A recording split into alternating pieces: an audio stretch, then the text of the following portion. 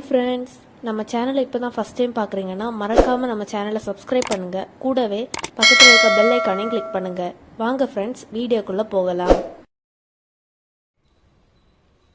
Hi friends, இந்த வீடியோவில் நம்ம டீ கடை மசால் வடை எப்படி பண்ணுறேன்னு பார்க்கலாம். இதுக்கு பட்டாணி பருப்பு எடுத்துருக்கிறேன். இதை ஒரு 2 மணி நேரம் ஊற வச்சு நம்ம எடுத்துகிட்டு வந்தாச்சு. நான் மெஷரிங் கப்புக்கு 1.5 கப்பு பருப்பு எடுத்துருக்கிறேன். இப்போ நீங்கள் பருப்பு எந்த அளவு வேணால் எடுத்துக்கலாம். இதே இது நீ கடலை பருப்புலேயே நம்ம செய்யலாம், பட்டாணி பருப்புலேயே நம்ம மசாலா வடை செய்யலாம். இப்போ நம்ம ஊற வச்ச கடலை நல்லா வடிகட்டி எடுத்துகிட்டு வந்தாச்சு. இப்போ அரைக்கிறதுக்கு மசாலா கொஞ்சம் நம்ம சேர்க்க போகிறோம். இப்போ என்னெல்லாம்னு பார்க்கலாம். இப்போ மிக்சி ஜாரில் 1 டீஸ்பூன் சோம்பு, நீங்கள் சோம்பு அப்படி இல்லை அப்படின்னா ஜீரகம், ரெண்டில் ஏதாவது சேர்த்துக்கலாம். அது அவங்கவுங்க விருப்பத்தை பொறுத்தது. அப்புறம் ஒரு 5-6 பல் பூடு, அப்புறம் கொஞ்சமாக கருவேப்பிலை. நம்ம இது வெட்டி கட் பண்ணி சேர்க்க போகிறோம், அதனால் கொஞ்சமாக கருவேப்பிலை.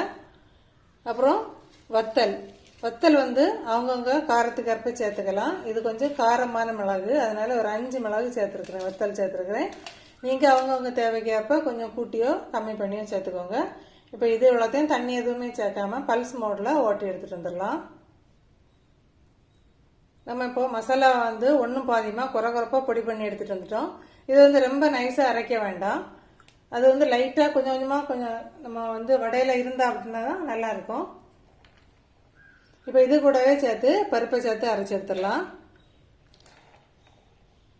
தண்ணி எதுவுமே இல்லாமல் பாருங்கள், தண்ணி எதுவுமே இல்லாமல் வடிச்சிட்டு சேர்த்துக்கோங்க.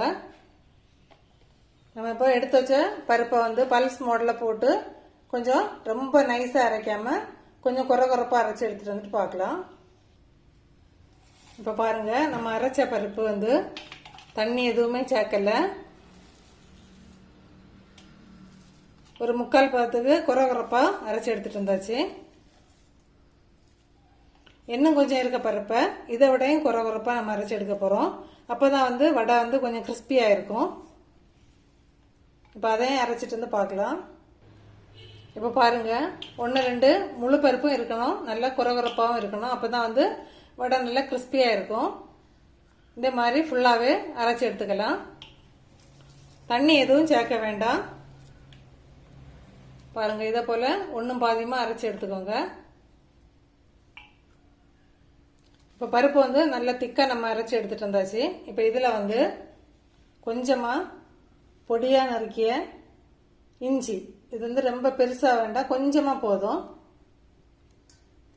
அப்புறம் கொஞ்சமாக கொத்தமல்லி கருவேப்பிலை, இப்போ இதையும் அதில் சேர்த்துடலாம். பச்சை மிளகு நான் 1 தான் எடுத்துருக்கிறேன். இப்போ உங்கள் தேவைக்கு ஏற்ப நீங்கள் எடுத்துக்கலாம், கொஞ்சம் கூட்டியோ குறைச்சோ எடுத்துக்கலாம். பிள்ளைங்க சாப்பிட்டு கஷ்டப்படுவாங்க அப்படின்னு சொல்லி வச்சுன்னா கொஞ்சம் கம்மியாக எடுத்துக்கோங்க. அங்கங்கே ஒவ்வொரு பச்சை மிளகா கடிப்பட்டு அப்படின்னு சொன்னால் டேஸ்ட்டாக இருக்கும். நான் ஒரு பச்சை மிளகு தான் எடுத்துருக்கிறேன். இப்போ அதையும் சேர்த்துடலாம். அப்புறம் ஒரு பெரிய வெங்காயம், அப்புறம் ஒரு 10 சின்ன வெங்காயம், இவ்வளோத்தையும் மேக்சிமம் பொடியாக கட் பண்ணி இப்போ அதையும் அதில் சேர்த்துடலாம்.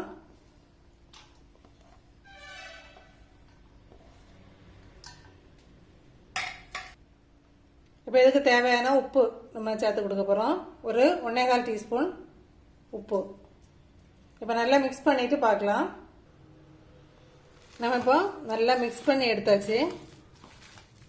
உப்பு தேவைப்படுறவங்க செக் பண்ணி தேவை அப்படின்னு சொன்னால் கொஞ்சம் சேர்த்துக்கோங்க. நம்ம இப்போ வடை தட்டுறதுக்கு உங்களுக்கு எவ்வளோ தேவையோ, பெரிய சைஸில் வேணுன்னா பெருசாக உருட்டிக்கோங்க, அல்லது மீடியம் சைஸாக போதும்னா மீடியம் சைஸாக உருட்டிக்கோங்க. இந்த மாதிரி நம்ம எல்லா பருப்பையுமே அரைச்சி வச்சுருக்க இது அவ்வளோத்தையுமே நம்ம உருட்டி வச்சுருந்தோம் அப்படின்னா தட்டி போடுறதுக்கு ஈஸியாக இருக்கும். உருட்டி வச்சுட்டு நம்ம பார்ப்போம்.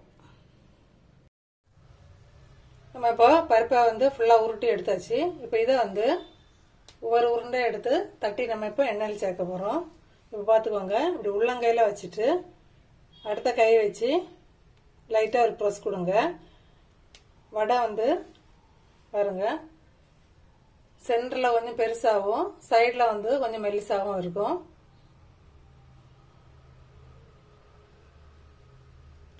இப்போ நம்ம எண்ணெயில் சேர்த்துடலாம். எண்ணெய் வடை வந்து சேர்க்கறதுக்கு ரெடியான சூட்டில் இருக்குது. இப்போ நான் ஒன்று கூட தட்டி உங்களுக்கு காட்டி தரேன்.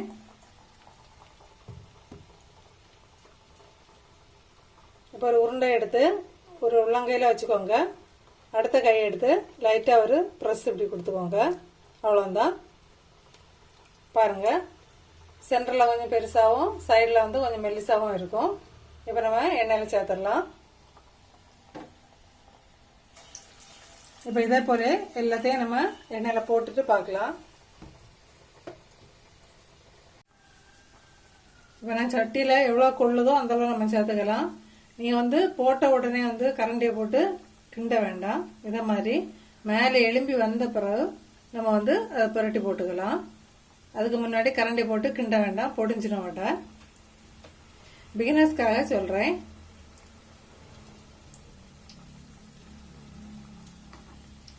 பாருங்க, இதெல்லாம் மேலே எலும்பி வந்துட்டு இந்த டைமில் வந்து நம்ம ஒருக்கா புரட்டி போட்டுடலாம். இப்போ வந்து பிகினர்ஸ்க்காக ஒரு டிப் சொல்கிறேன். சப்போஸ் வந்து நம்ம வந்து பருப்பு அரைக்கும் போது வந்து தண்ணி கொஞ்சம் அதிகப்பட்டுட்டு அப்படின்னு சொன்னால் 1 அல்லது 2 டீஸ்பூன் அரிசி மாவு, அப்படி இல்லைன்னா கடலை மாவு சேர்த்து மிக்ஸ் பண்ணிக்கோங்க. அப்போ வந்து வடையில் வந்து எண்ணெய் ரொம்ப குடிக்காது. இப்போ நம்ம இதை போல் எல்லாத்தையும் புரட்டி போட்டுட்டு 2 சைடும் வெந்த பிறகு எடுக்கலாம். இப்போ 1 நிமிஷம் கூட வெயிட் பண்ணுவோம். இப்போ 2 சைடும் நல்லா செவந்துட்டு இந்த டைமில் வந்து நம்ம வடையை எடுத்துடலாம். இப்போ டீ கடை மசால் வடை சூப்பராக ரெடி பண்ணிட்டோம். இதே அளவில் ட்ரை பண்ணி பார்த்துட்டு கமெண்ட் பண்ணுங்கள் ஃப்ரெண்ட்ஸ்.